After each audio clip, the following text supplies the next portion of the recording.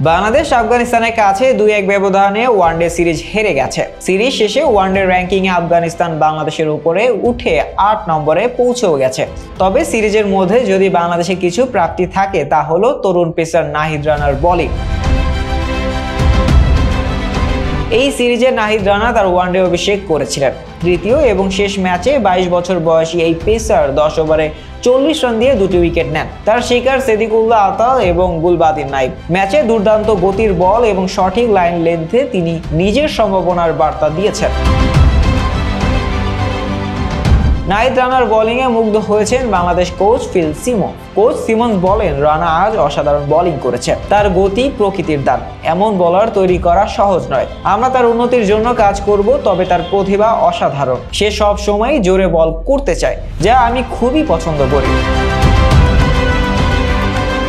Nahid Rana Afghan opener Sediqullah আতালকে 147 kilometre গতির বল দিয়ে bold করেন। এরপর নাহিদকে ক্যাচে পরিণত করে বাংলাদেশকে ম্যাচে ফিরিয়ে আনেন। গত মার্চে শ্রীলঙ্কার বিপক্ষে টেস্ট দিয়ে আন্তর্জাতিক ক্রিকেটের অভিষেক হয় নাহিদ রানার।